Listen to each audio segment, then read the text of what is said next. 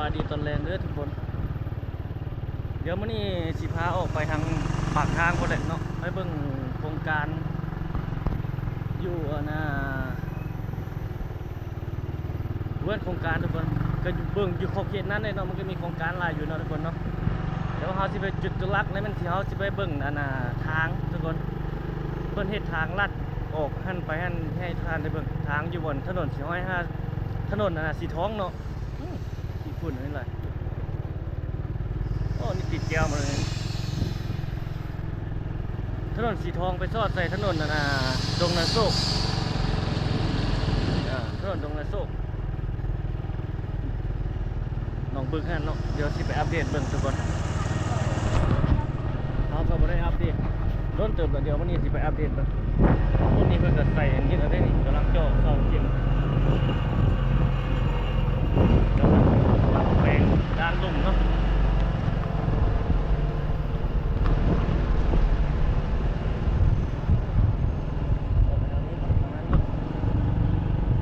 ได้ไปใส่น้ำมัน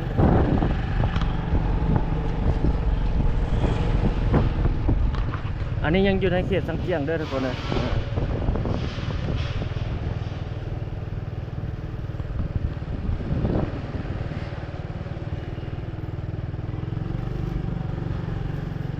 เจ้ากำลังสร้างอยู่เลยอันนี้ใส่น้ำมันแล้วจึงออกไปเนาะใส่50,000เนี่ย2 มื้อได้ใส่ทุกคนน้ำมันนี่เพราะนั้นยอดวิวเขาอยากตกโอ้ตกเลยแหละเพราะว่าอยากตกเลย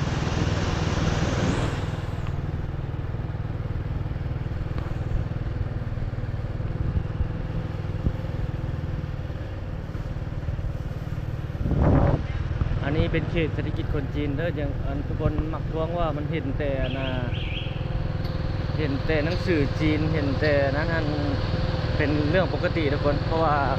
เขตนี้มันเป็นเขตของเขาเจ้านะมันเป็นเขตเศรษฐกิจของคนจีนนะมันก็เลยมีแบบนี้ถ้าเขาเจ้าบ่ใส่แบบนี้คนจีนมาเขาเจ้าเกิดน่าจะบ่ฮู้ภาษาสื่อสารบ่ฮู้เนาะเพราะว่าส่วนหลายมันก็มีแต่คนจีนได้มาอยู่มาใช้บริการอยู่ของเขตนี้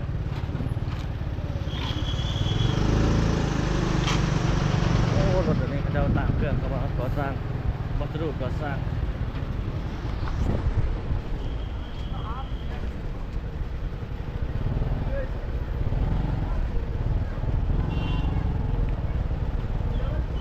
ต้นหลายได้ยามแรงมานี่รถจิต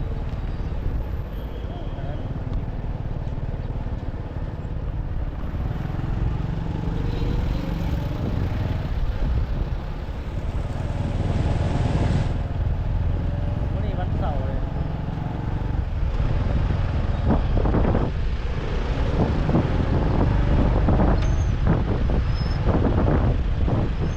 วันเสาร์นี้รถจะบ่หลายปานใดดอก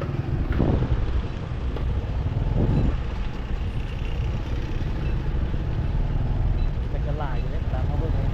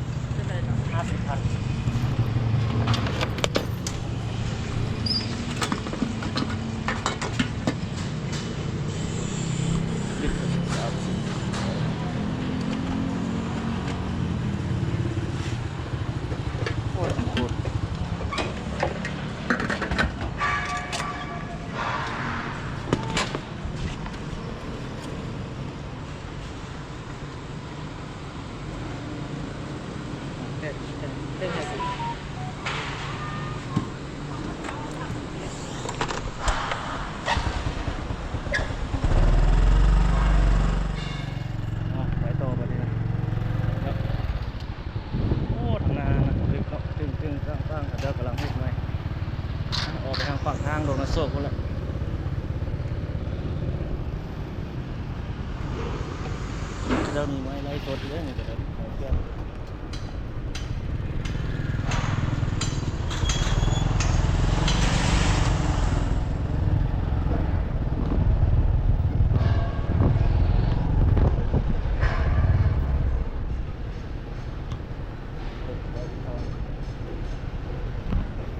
โอ้ยสูงใหญ่เนาะตัวนั้นทางหน้าเขาติดเกียร์ติดอย่างเรียบร้อยแล้ว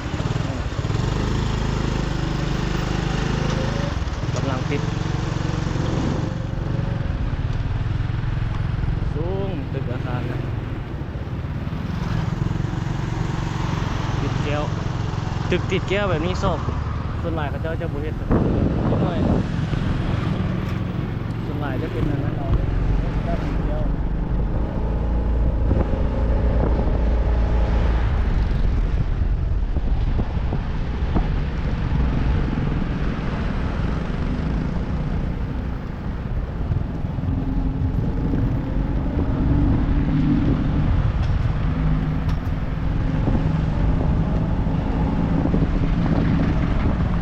รถโบราณขายรถโบราณรถหลายนี้โอ้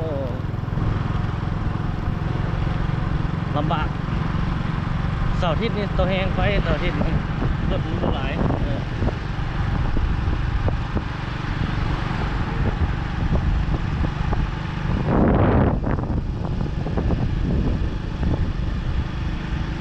เดี๋ยวนี้ตึกกำลังขึ้นหลายปานหน่อไม้นะทุกคนกำลังขึ้นมานี่นะตึกอาคารอพาร์ตเมนต์สูงนี่นะปานหน่อไม้ขึ้นแล้วก็ขึ้นอีกนี่ก็รถแล้วทิ้งเราออกว่างๆนี่นะมันนี้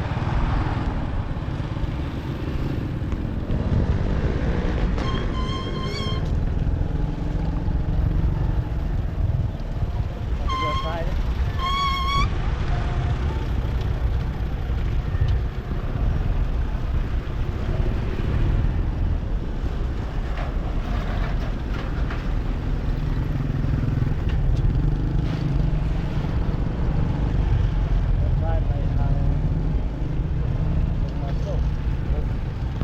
เขตนี้เขตดงนาโศกแล้วเนาะเลี้ยวไปทางปากทาง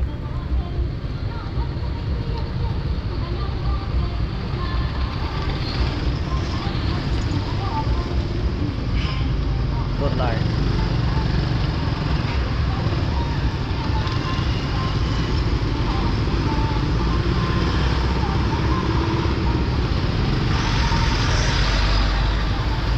เดี๋ยวนี้คนจีนเขาจะเอามาเศร้าอยู่แล้วนี่ร้านขายเครื่องก่อสร้างง่ายๆเอาแล้วโดยคันล็อกเอาที่นี่คันล็อกเอาเนาะ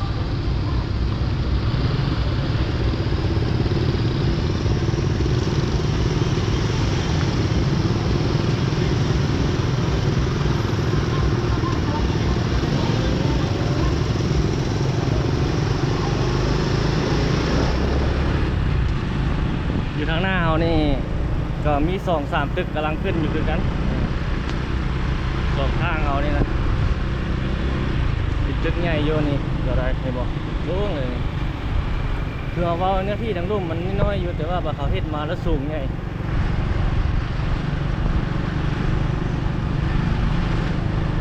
จากข้างหลังเขาแนมไปเห็นตึกอาคารที่แบบนั้นเขตไฟแดงดงนาโศกข้างหลังเขานะเอาทางมุ่งหน้าไปนี่เป็นบ้านปากทาง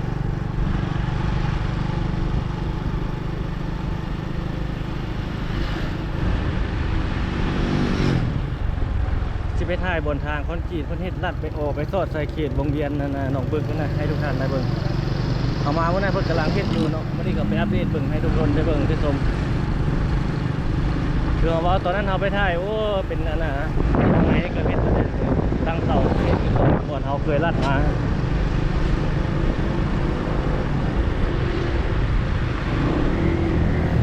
ตอนนั้นเฮาไปถ่ายคือทุกคนก็น่าจะเห็นเลยแถวเส้นทางเขตนั้นมันเป็น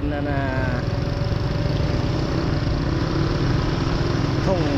หนองคลองบึ้งเขาเจ้าแต่ก่อนนะว่าไปแล้วนะแล้ววันนี้คนจีนเข้าไปเฮ็ดสร้างเครื่องสร้างอย่างอยู่หลายแบบนี้นะแล้วก็เลยกลับกลายเป็นเขตเศรษฐกิจขึ้นมาแบบอัตโนมัติเลยตึกนึงอยู่นี่กับตึกนึงนี่ตรง เดี๋ยวหลายแล้วนี่ก็ได้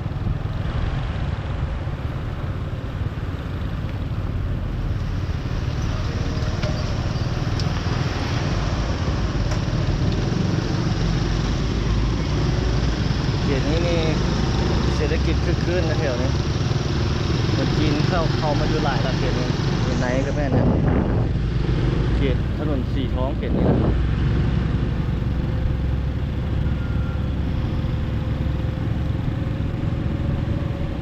เขตบ้านปากทางหลวงสี่โคตรบองนครหลวงเวียงจันทร์ตึกทางหน้าเฮานี่ก็แล้วหลายเปิดบริการไปนำแล้วสำใดเขาเจ้าเปิดอยู่ไปสำนั้นเลยเด้เขาเจ้าบ่ได้เห็นว่าแล้วสมบูรณ์แล้วเปอร์เซ็นต์100%นะจึงเข้าอยู่เลยบ่แม่นเฮ็ดสำใดได้อยู่ไปสำนั้นเลยนะชั้น1ชั้น2ค่อยๆขึ้นไปแบบนี้เลย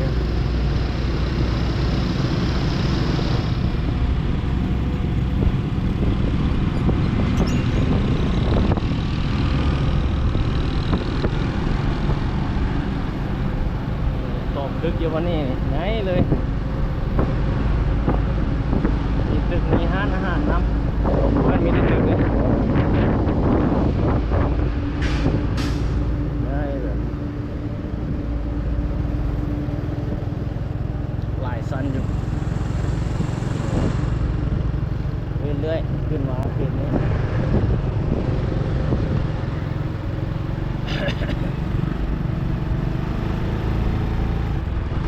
เขาจะไปเข้าห้อมทางหน้าเขาบนเพิ่นเฮ็ดทางใหม่ฮะเขตนี้เลยเป็นเขตบ้านปากทางเด้อทุกคนนะสร้างเครื่องอยู่นี่ก็เป็นของคนจีนหมดเลยส่วนหลายนะ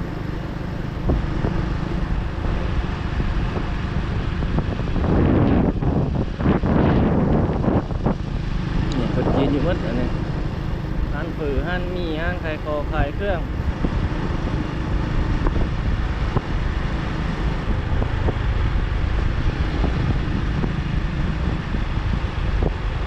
ไกลทางหน้าเอานี่ละบนเขาที่เข้าไปอัปเดตนะ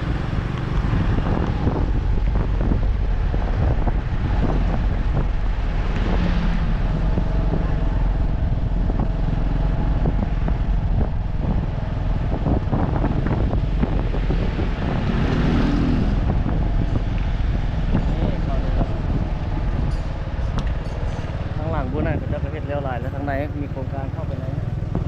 เรื่องทางหน้าตัวนี้เข้าไปนี่เขาจะอัปเดตตัวนี้นะ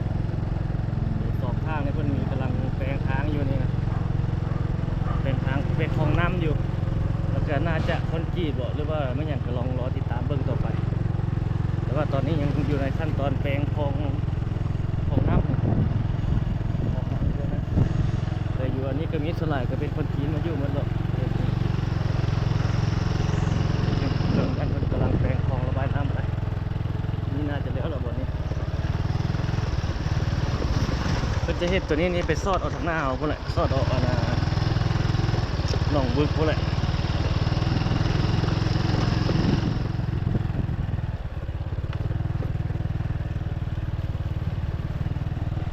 กำลังแปลงอยู่แบบนี้ได้หลายแล้วเนี่ย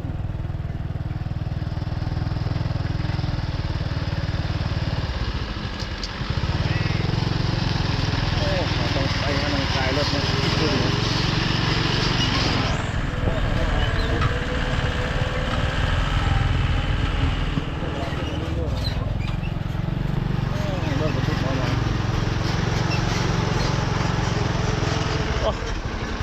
ให้รถไปก่อนฝุ่นโทษนี่ก็มีบริษัทขนส่งตัวนี้เซจิโอนี่ของคนจีนคือกันอันนี้อยู่ไหนอันนี้ก็เจ้าก็ดินมาถมป่ารถบรรทุกเข้ามาหลายเนาะโอ้คือฝุ่นหลายแค่ไปทางหน้าเขาประหยัดมันเนาะผ่านไปแล้วเจ้ากำลังแปลงนี่จังได้แล้ว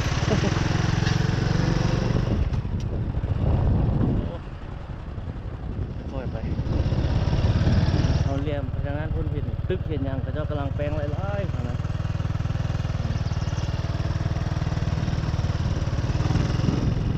กำลังแปลงอันนี้จากทงไผ่ทงนาข้างในก็มีโครงการเข้าได้ทางไหนนะตามเห็นอยู่ไหน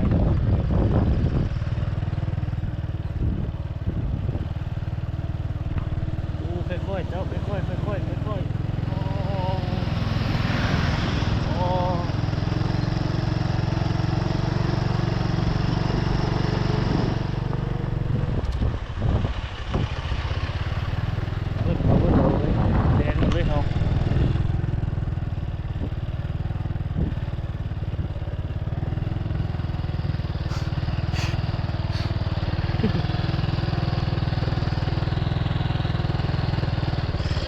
องก็มีขี้ฝุ่น โอ้ยโอ้ยโอ้ย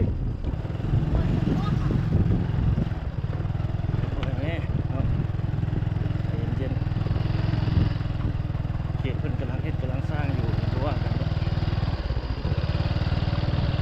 มันยังดินบางโอ้กับบงกระละ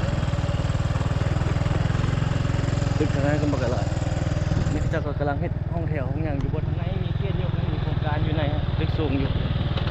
เขาเคยเข้าไปถ่ายให้ทุกคนได้เบิ่งนะโอ้ตัวนั้นบ่แม่นเนาะคนละจุดนั้นอยู่ตรงนั้นพุทธอยู่พุทธอยู่ตัวนั้นอยู่บนนั้นพุทธตัวนี้ต่างหากนี่มีเขนยกขึ้นอยู่ไหนฮะใหญ่เลยตัวนี้ก็เลยตั้งเขนแล้วครับ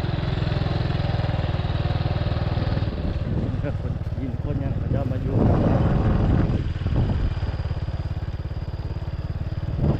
โอ้สิฝุ่นหลายเลยทุกคนเลย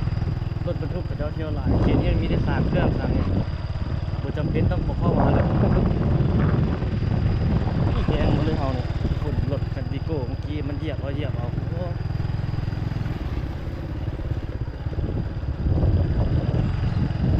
จีนครับโอ้ยจะมีปลา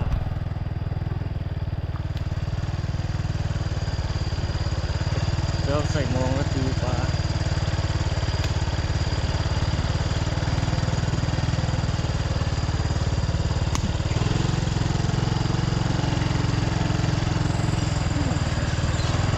ซื้อนี่ก็ไปได้คือกันนี่เป็น3เครื่องเร็วหลายประมาณนี้แล้วนี่คือกำลังเป็นทางแล้วนี่กำลังเป็นทางน้ำหนึ่ง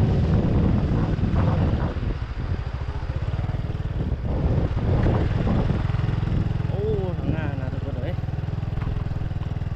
ไปได้อยู่ รีรถคันนั้นก็มาตรวจนะ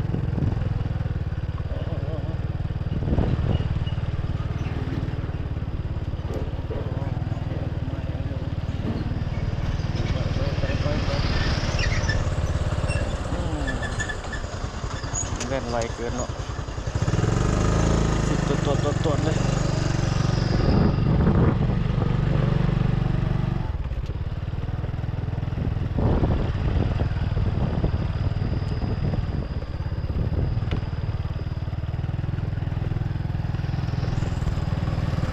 กำลังเฮ็ดส่งน้ำมาเบิ่งแล้วหลายเลยเมื่อทำมาเฮ็ดข้างหลังมันมาฮอดปีไวขนาด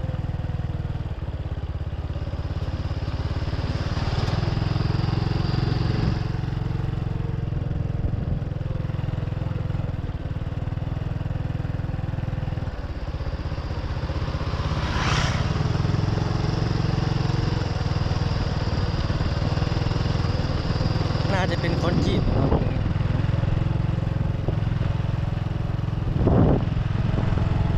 เดี๋ยวนี้รถบรรทุกมันเที่ยวหลายเด้ต้องได้เฮ็ดมาตรฐานเด้มันมีรถพ่วงรถบรรทุกหนักเข้ามาได้ทีนี้เพราะมันมี3เครื่องเขาเจ้าอยู่ทางเที่ยวนี้จะมีแต่รถใหญ่เที่ยวรถบรรทุกใหญ่ๆเลยเที่ยวนะรถพ่วงรถลากก็เลยเที่ยว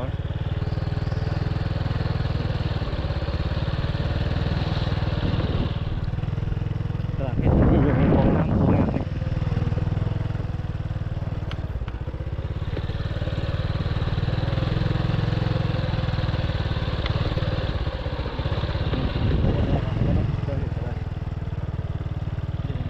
ฮอดทางหน้าเอาพุ่นเลยเจ้าเฮ็ด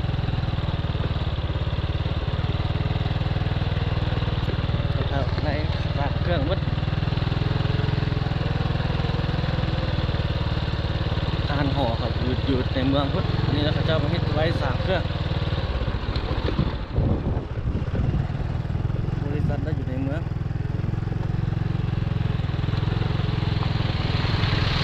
นี่เขาเจ้ากำลังไปเมืองเลยคอนกรีตไว้เนาะมาเฮ็ดฮอดดีแบบเขาจะเฮ็ดรถมาทางหน้าเอาไว้เนาะแต่รถใหญ่ๆเข้ามา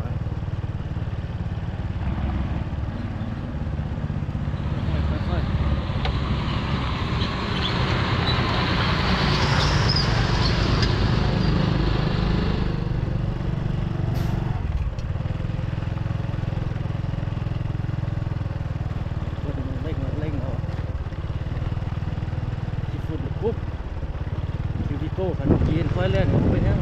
เหยียบไปว่าเดียวก็ปาดนั้นขึ้นอันนั้นเลย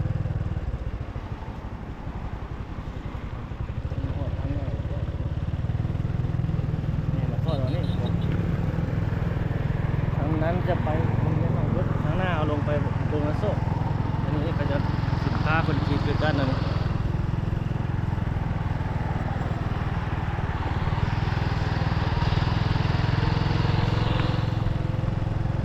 ฝุ่นตามแคมทางนี่จำกัดบ่ได้หรอกเนาะเพราะว่ายังอยู่ในเขตก่อสร้าง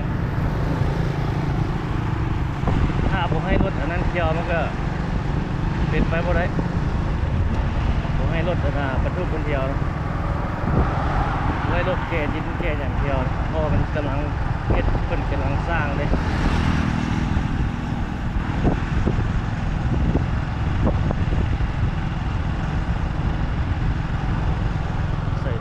ทุ่งจีน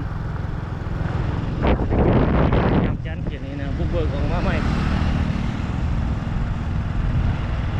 โอ้เขาจะไปปัดที่พุ่งเราอยู่ใส่ทุกคนเลยโอ้ก็ได้ปัดหน้ากล้องนี่กล้องมันก็ติดไปแล้วด้วยอ๋อโดนทุ่งเลยครับ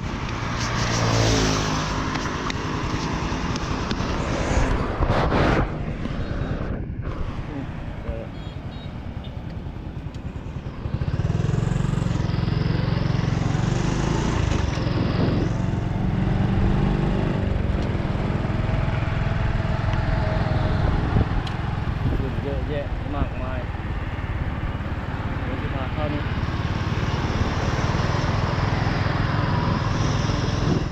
อันนี้ก็ไปซอดออกเขตเมื่อกี้เราไปฮะนะครับ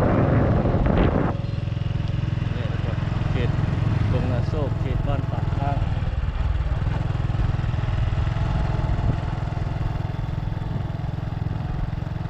ทีนี้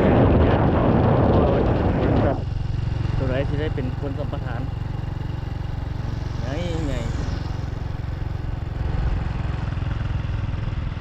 นี่จะเป็นสถานที่ราชการนะนี่เบื้องขวามือเรา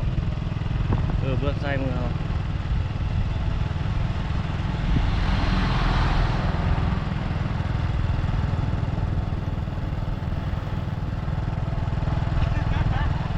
รถ2 คันที่ถอยมานี่มันทางตันปะ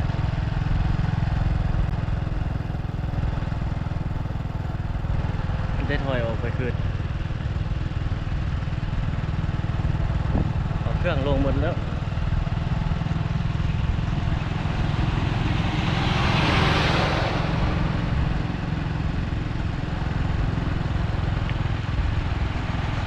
ที่นี่ก็มีบริษัทจีนนะครับบริษัททางนี้จะเป็นสถานที่ราชการอันนี้ก็ได้กรมตำรวจตรวจคนเข้าออกมา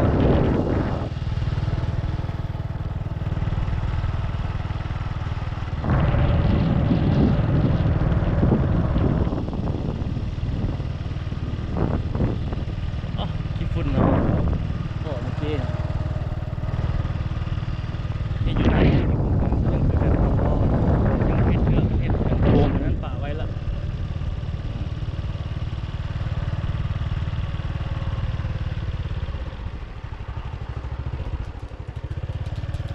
ตอนนี้ผักบวงลายเลย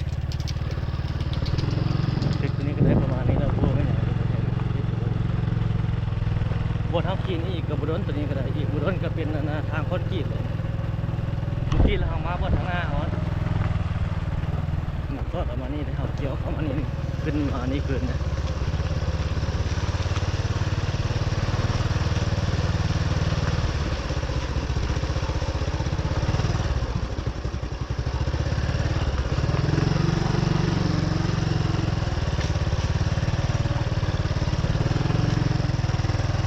เกี่ยวว่าแถวนี้คือประมาณนี้เป็นสดพุทธเขตนี้มันพุ่งให้ปลายนาของเวียงจันทร์แต่ก่อน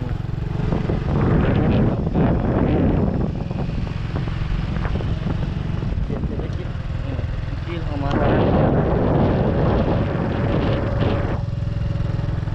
เอาไปโทษเอาตึกข้างหน้านี่คือเก่าของมันใช่อันนี้ตัวนี้ใกล้ๆกัน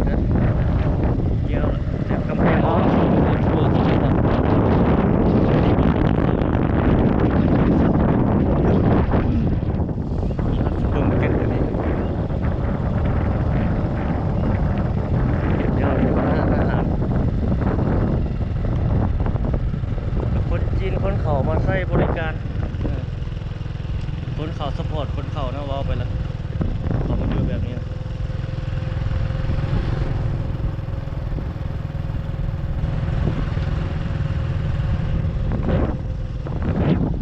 ราคาเลยนะ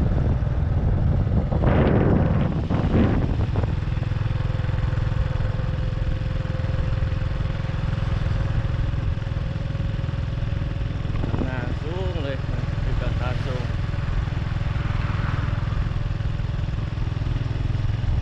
อ๋อคลิปนี้สิได้ปะโจไว้เพียงเท่านี้ได้ทุกคนเลยยาวยืดสุกก่อนเนาะ สาวปลายนาทีแรงมานี่ก็สิประมาณนี้แหละอัปเดตพาทุกท่านเบิ่งเรื่อยๆทุกคนเลยอย่าลืมติดตามไว้ถ้าท่านใดยังบ่ทันติดตามก็ได้ติดตามแล้วก็อยู่เดียวตลอดไปขอบใจที่รับชมคลิปของเราอยู่ลำเดียวมีอย่างก็สามารถตอนนี้ติดชมซอกแซกซอกบ่ได้เนาะเดี๋ยวไว้พบกันในคลิปวิดีโอถัดไปในแรงอื่นวันนี้ก็สิบอกเจ้าว่าจะมีแล้วเนาะก่อนพบกันใหม่ทางหน้าเอานี่ก็สิซอดใส่เส้นทางถนนอันนั้นคือเก่าละหรือสิพาผ่านเข้าไปเบิ่งทางหน้าอีกนิดนึงบอกเดี๋ยวพาผ่านพี่ก็ซะเข้าไปเขตตลาดบ้านปากทางซอดตรงนั้นให้มันยาวอีกนิดนึงนะ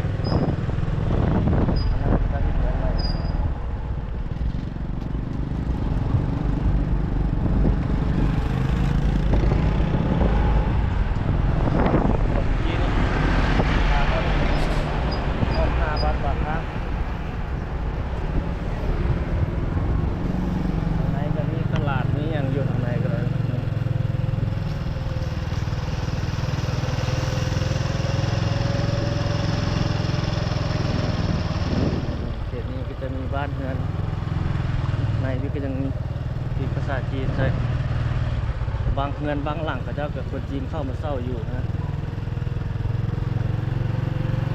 อันนี้เขตบ้านปากทางเดินเสร็จนะ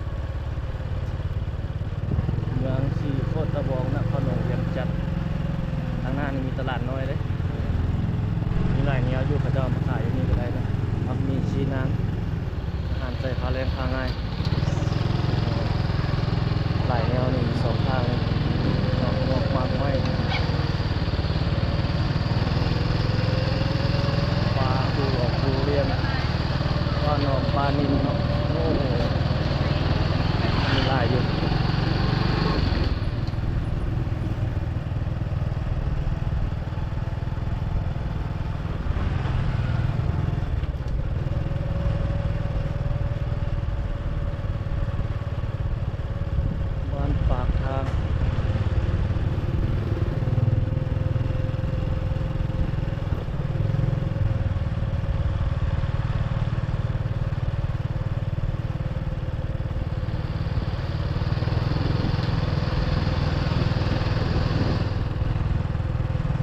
คลิปนี้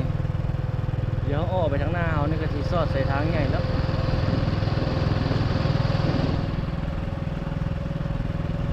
มาอัปเดตให้บรรดาท่านได้เห็นได้ชมน้ำ